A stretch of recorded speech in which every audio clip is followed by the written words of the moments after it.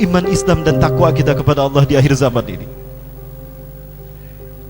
Dan ada satu yang membuat Rasulullah tetap bersedih. Betapapun surga telah dibukakan semua pintunya untuk beliau, betapapun para malaikat telah menunggu roh beliau, beliau tidak senang dengan kabar gembira itu. Justru beliau tetap cemas dan khawatir akan nasib umatnya yang hidup di akhir zaman kita ini, para sekalian. Dan ini yang terjadi, terbukti di hadapan kita. Inilah yang dikhawatirkan Rasulullah SAW. Rasulullah SAW bersabda, sebagaimana dalam hadis-hadis yang kita temukan, dan inilah yang beliau khawatirkan, Bapak Ibu rahmati Allah. Ini yang membuat Rasulullah kemudian memanggil kita berkali-kali, ummati, ummati, umatku, umatku. Saking dahsyatnya fitnah di akhir zaman yang terus-menerus menerpa umat. Belum selesai kita terluka karena penghinaan kepada Rasulullah di Perancis, hari ini kita dihina dengan berbagai macam fitnah, betul? Ini yang terjadi, Bapak Ibu. Dan ini yang membuat Rasulullah menahan dan begitu merindukan dan ingin sekali umatnya selamat di akhirat kelak, terutama di akhir zaman ini.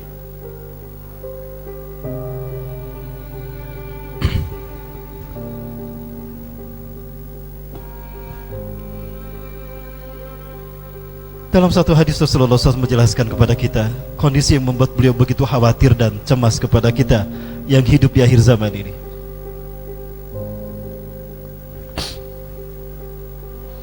Yushaku ang tada'alikumul umam kama tada'al akalatu ila qas'atiha. Aku khawatirkan kalian akan dimangsa oleh bangsa-bangsa di dunia, kama tada'al akalatu ila qas'atiha, sebagaimana hidangan yang siap disantap oleh para pemangsanya di atas meja. Mereka bertanya kepada Rasulullah SAW, ya Rasulullah, amin killatin nahnu yawma idzin. Apakah jumlah kami sedikit pada saat itu Rasulullah, hingga kami disiksa, hingga kami difitnah?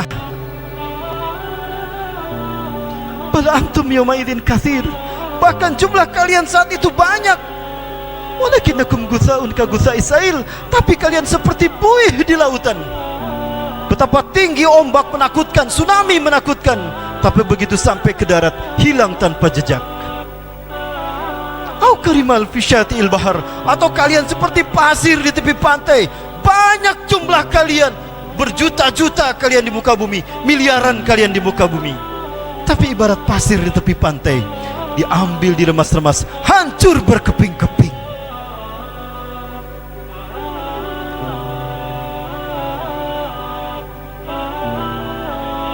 Wala yanzalna al-mahabbata min suduri a'daikum, dan sungguh Allah akan mencabut rasa takut dari dada musuh-musuh kalian. Jumlah kalian yang paling banyak, jumlah kalian minoritas, tidak lagi mereka takuti, karena kalian telah terpecah belah di dalam diri kalian. Kalian memecah belah agama kalian, kalian memecah belah kepentingan kalian, hanya karena dunia, hanya karena pangkat dan jabatan, karena madhab dan sebagainya. Allahu Akbar. Wala yaksifanna fi qulubihimul wahan, dan sungguh Allah akan menimpakan penyakit wahan kepada kalian. Apa itu wahan ya Rasulullah? Hubbud dunya wa karahiyatul maut. Kalian cinta dunia dan kalian takut mati. Hina kalian di pandangan manusia, malu kalian di hadapan Allah. Saudara kita disiksa. Kiblat kita pertama diinjak-injak anak cucu babi dan kera. Kalian sibuk dengan urusan dunia kalian, kalian sibuk dengan kekayaan, dengan harta kalian. Mana cinta kalian kepadaku? Mana bukti cinta kalian kepadaku? Kata Rasulullah. Siapkan jawaban kita jika Rasulullah menuntut kita nanti di akhirat. Lupakah kita kalau kita dengan sesama muslim adalah bersaudara?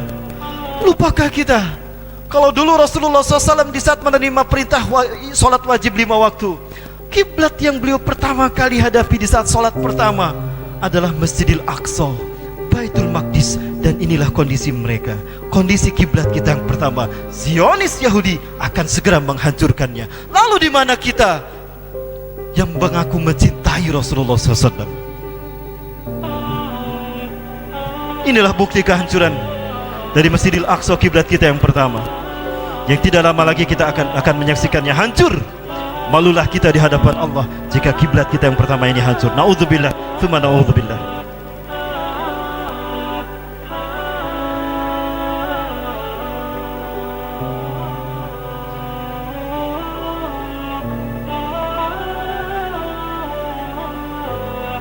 Dan inilah yang membuat Rasulullah SAW memanggil-manggil kita 3 kali. Umatku, umatku. Karena beliau menyaksikan umatnya akan disiksa, dizolimi hingga mati, terluka, dirabek-robek, dicabik-cabik kehormatannya. Bukan hanya darah yang mereka kuras dari kita, bukan hanya kekayaan alam kita yang mereka rampas, bukan hanya keringat kita yang mereka peras, akidah kita juga mereka peras habis-habis. Allahu Akbar. Inilah kondisi yang membuat Rasulullah cemas dan takut hingga beliau memanggil kita umatku, umatku, umatku. Kembali kita menyaksikan bagaimana kebiadaban manusia terhadap manusia, kebiadaban bagaimana sebuah bangsa yang sudah kehilangan nurani kemanusiaannya.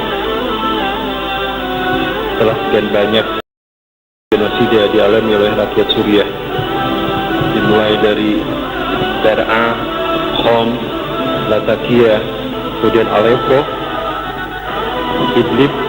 Hari ini kita bagaimana menyaksikan kota Gauta dibantai habis oleh penguasa sendiri yang zalim, rezim Bashar Assad bersama pasukan Rusia.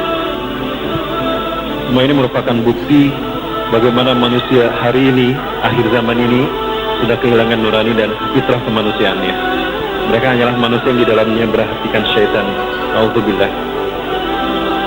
Apa yang terjadi semua ini merupakan sebuah pembuktian dari apa yang disabdakan Rasulullah SAW.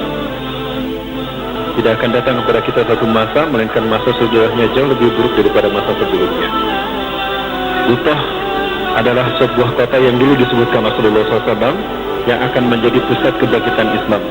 Di saat petaka Malhamatul Kubra terjadi adalah berada di Utah. Pustatul Muslimin Yawma Malhamatul Kubra fi makanin yuqaluha Utah. Pusat pemerintahan umat Islam di saat Malhamatul Kubra terjadi adalah di tempat yang bernama Utah. Nampaknya hadis ini sudah menjadi topik berikutnya bagi rezim Bashar Assad untuk mempertahankannya agar Islam tidak tampil di sana. Namun bagaimanapun yang mereka lakukan, Islam tetap akan tegak di bumi Utah ini. Pertanyaannya, apakah kita akan menjadi penonton atau menjadi bagian dari pelaku-pelaku kebangkitan Islam tadi? Pastikan ketika Allah menghendaki menakdirkan Islam bangkit di sana, maka kita menjadi bagian dari mereka sebagai pelaku-pelaku kebangkitan Islam. Saya Rahmat Baikuni menyeru pada kaum muslimin untuk sama-sama kita menunjukkan solidaritas bersaudara kita Utah, untuk kita buktikan kepada mereka kalau mereka tidak sendirian, kalau mereka memiliki saudara seperti kita, insya Allah Indonesia. Bersama Yayasan Wan Ummah, kita mencoba menggalang dukungan sebagaimana NGO-NGO yang lain untuk menunjukkan kepedulian kita pada saudara kita, untuk menolong mereka agar memberikan perwujudan dari mimpi mereka. Kita tidak akan pernah berhenti berjuang untuk Utah, untuk Syam, sampai mereka merasa aman sebagaimana kita aman di negeri kita sendiri. Tidak kurang dari 1500 Nabi dan Rasul Allah lahirkan di bumi Syam, baik Suriah ataupun Palestina dan sekitarnya. Tapi hari ini kita saksikan kemanusiaan kembali tercoreng, hak asasi manusia kembali tercoreng dengan keangkaran murkaan manusia penguasa yang rakus untuk berkuasa di dunia, yang rakus dengan kekayaan dunia. Mereka halalkan segala cara, bahkan mereka halalkan darah dan kehormatan sesama manusia.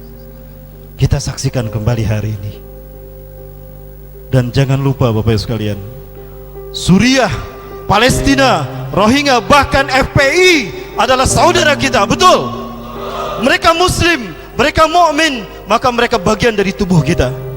Bukankah Rasulullah SAW pernah menjelaskan, al-muslimu lil muslimin kal jasadil wahid, seorang muslim dengan muslim yang lain ibarat satu tubuh.